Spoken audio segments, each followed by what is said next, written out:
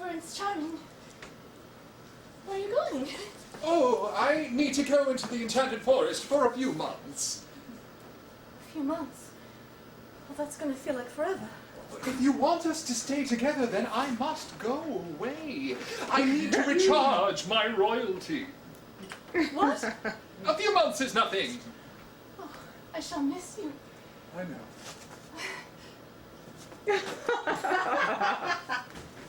Immediately I thought, he'll be back. Of course. He's just a little confused. He just needs some time. Maybe he even needs to see other people. After all, I'm the first non-royalty he's ever gone out with. I'm his first real marriage. That's it. He's confused.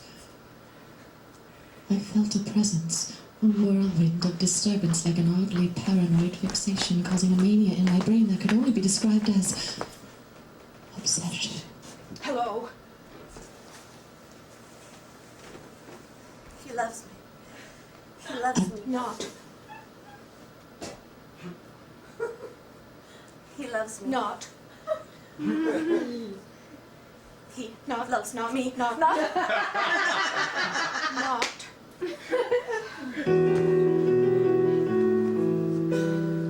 Maybe when he left he tried to drive a car and he's not used to driving on the right side of the road. Maybe when he left he fell asleep and drove into the Hudson River. That has happened, I've been told. Maybe when he left a gargoyle fell out of the sky and hit him on the head and now he has amnesia. Maybe when he left some Christian scientists recruited him, he's selling Bibles down in Indonesia. No, he'd remember me. He holds our apartment key and a wallet with his insurance, green card, visa thing, whatever you call it.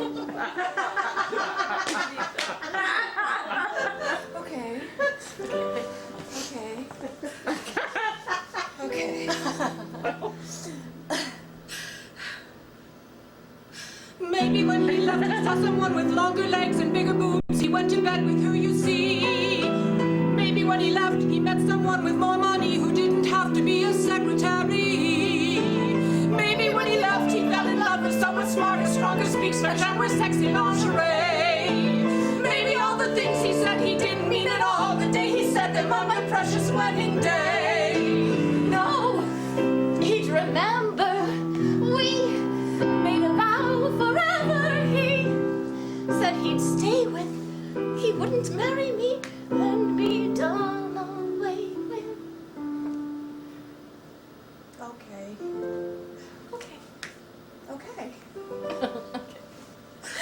Okay.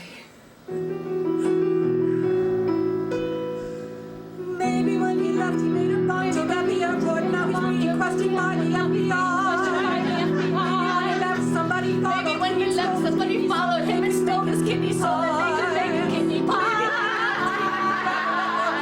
Very alone, he left for good. Maybe when he left it was because I'm ugly, fat, and stupid. Knowing this, he thought he probably should. Yes, he abandoned me for no reason but that he wants me dead now. He's found someone else and he's with her instead now. Okay.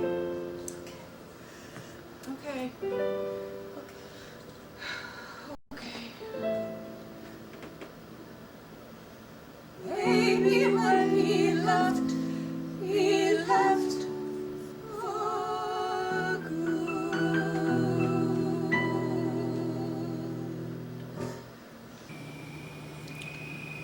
I have a defect, a defect. It's impossible to control. I'll grasp at a word and I must extrapolate on it. I'll have to squeeze the juice out of each word so it will have as many meaningful meanings as possible.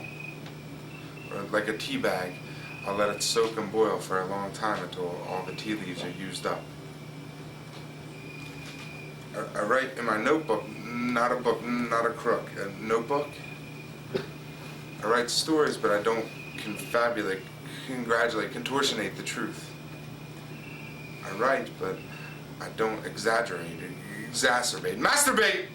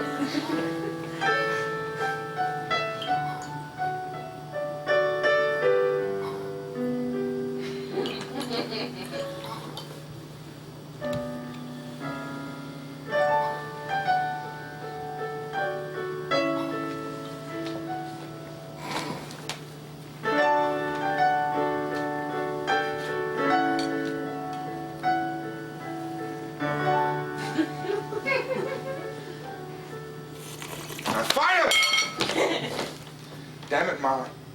Damn it, Ma, I know you can eat. They tell me that you eat, so I know you only do this when I'm here. She can't take nutrition when I'm here. Why can't you take nutrition when I'm here? It's fucking torture, Ma. Torture, Ma. I hate how she just ages. I hate...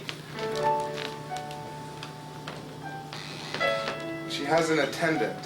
So beautiful. So gentle. So handsome. Hands on him, hands me some. I can't understand how he can touch her like that. Where does God find these people? God finds these people. If I ever got to be that age, that sick, I don't think I could live.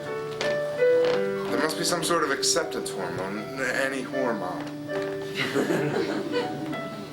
Like mothers who keep giving birth no matter how painful. She's happily senile, slippery beam while happening meanwhile. I want him to touch me. I want to be the sick one so he'll touch me. Toucheth me, just me, baby.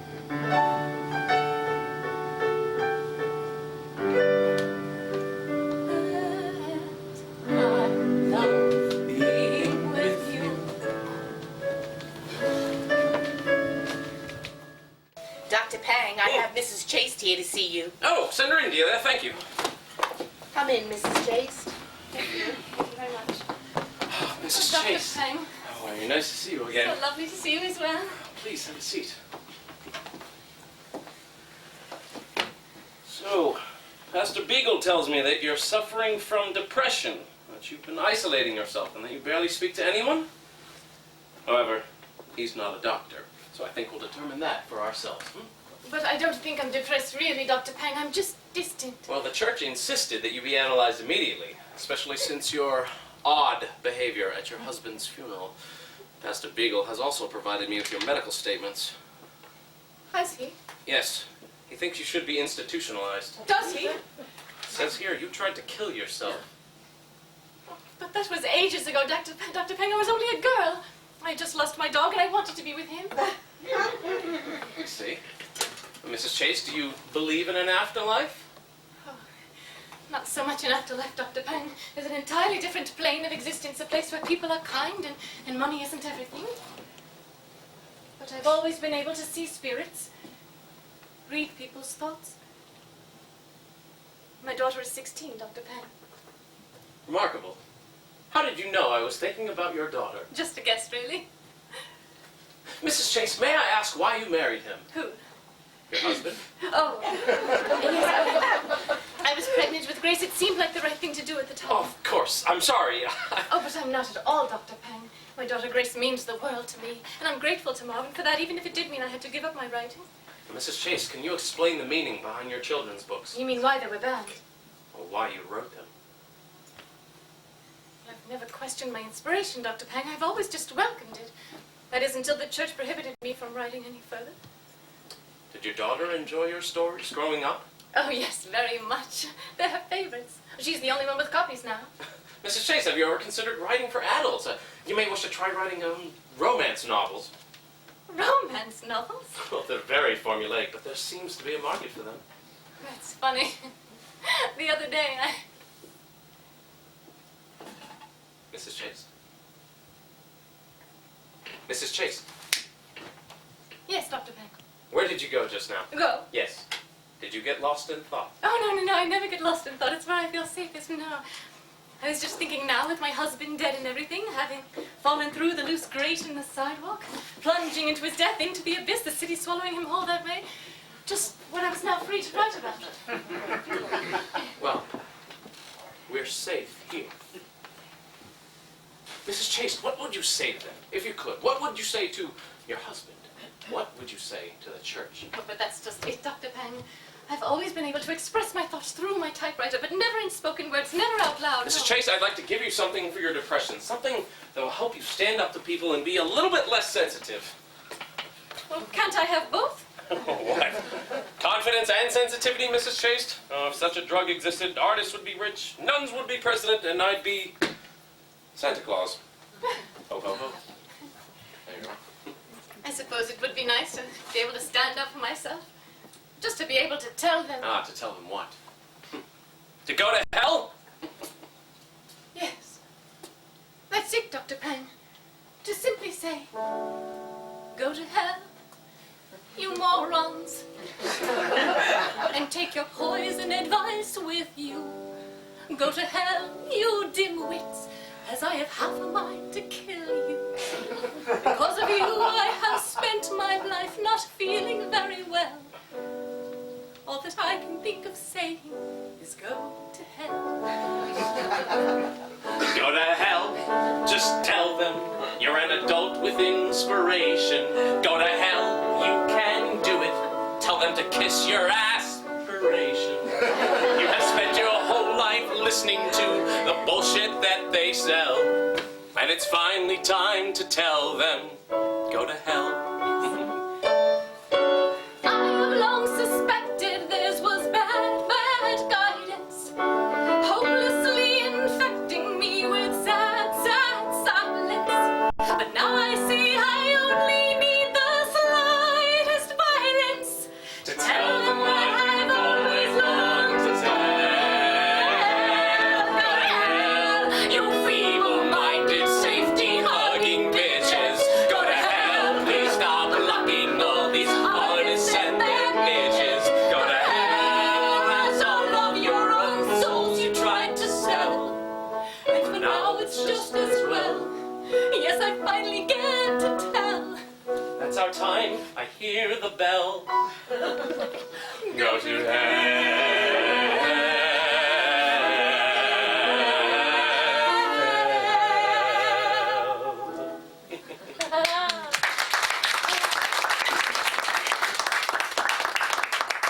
Take your medicine, Mrs. Chase. You'll stand up to them soon enough.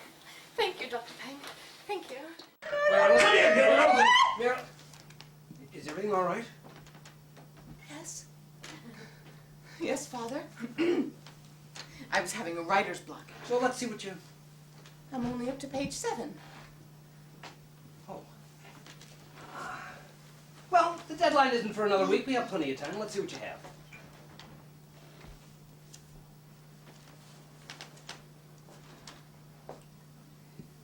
Snickers. That's good. That's very funny. See?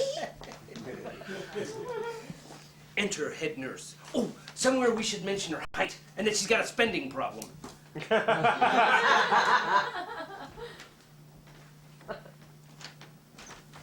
patient enters the office of the head nurse. What's the patient's name? I was thinking Marbury. Oh, yeah. Yes. But what about his first name? How about Zeke? Oh, short for Ezekiel. No, Zachary, actually. It just kind of became Yes, Ezekiel.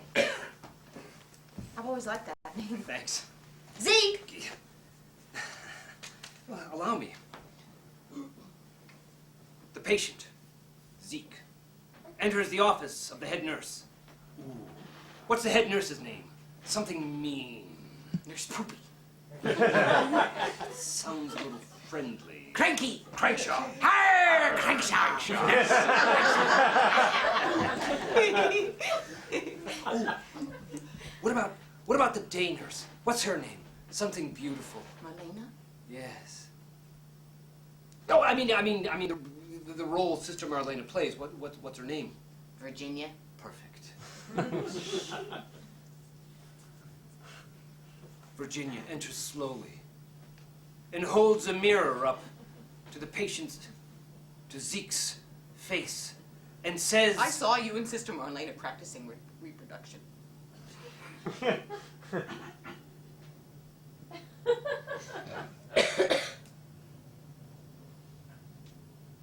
sorry. It's been so long. I'm sorry. I love her. Are you gonna have a baby? No, I don't think so. Okay.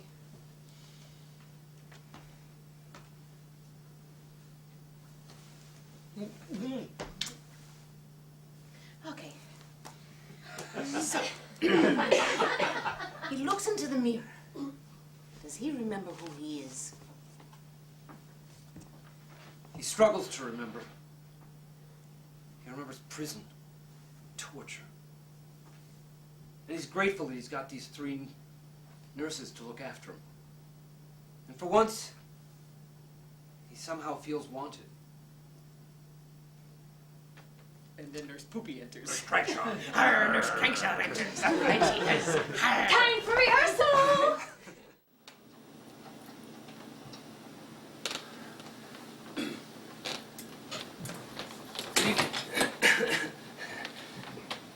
Good evening.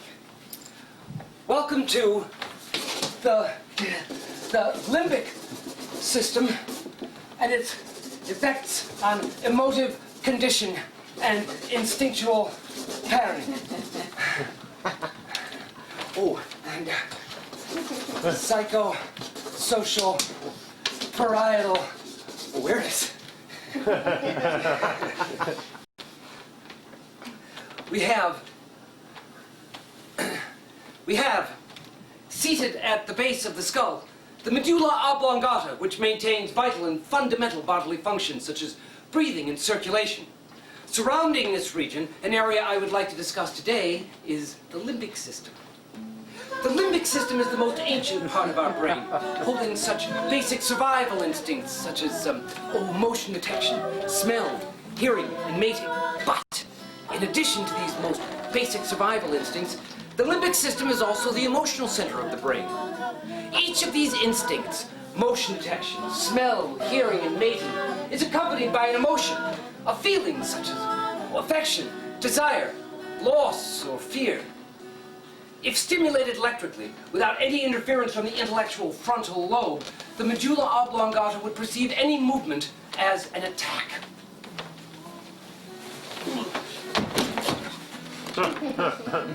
Without the frontal lobe, there is no intellectual question. Oh, is that a threat? Shall I get my gun or call 911?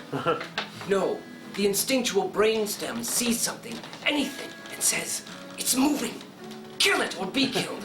Eat it or be eaten. And attack!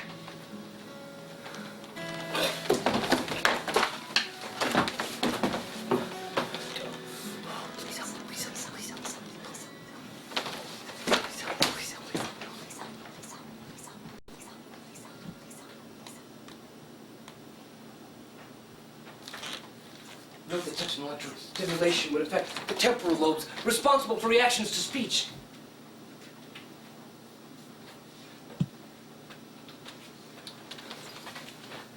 The frontal lobe is the area of the brain responsible for higher cognitive functions such as problem solving, spontaneity, memory, judgment, impulse control, and social and sexual behavior. Note that this is the only part of the brain that needs to sleep or shut down. This daydreaming or frontal lobe napping is most immediately triggered by the limbic sense of smell. A strong memory will occur of, say, an attack. Eyes seeing the perpetrator, ears hearing the gun, all due to the scent of, say, freshly fallen snow. I'm not in hell, you are. Where are you? It's like being in love, Stanton. But I loved you. You could have stayed. We had an apartment in the city. It was snowing.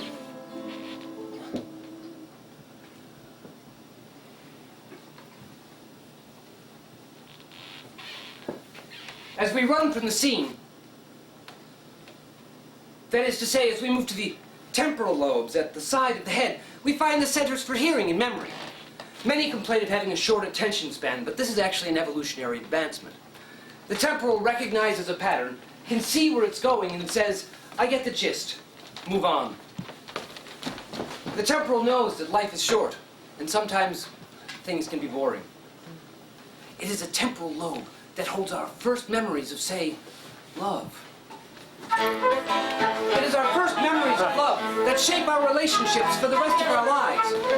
Reconditioning or repatterning through psychotherapy can have short-term effects, but a child's mother remains his primary template of a woman, and his father the primary template of a man.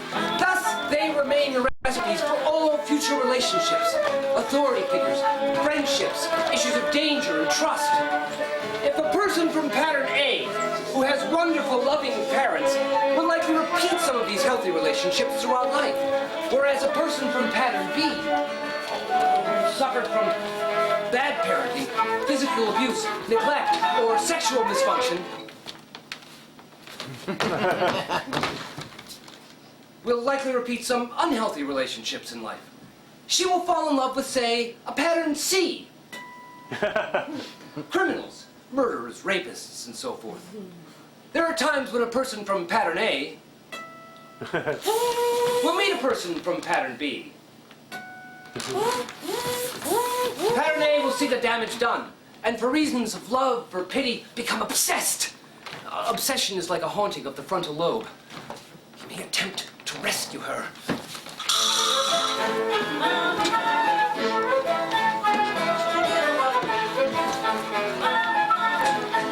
Or, because of his love for her, become so hell-bent on saving her that he's only comforted by images of grabbing her ex-lover and throwing him into a street filled with traffic.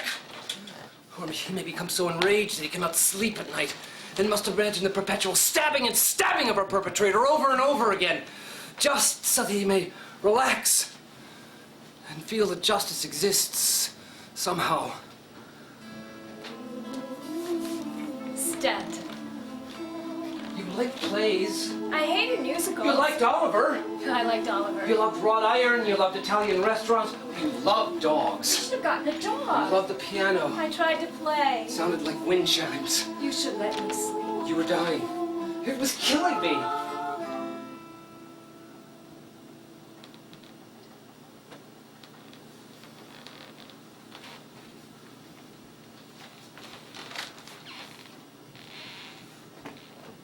One of the kindest gifts of Mother Nature is the state of shock.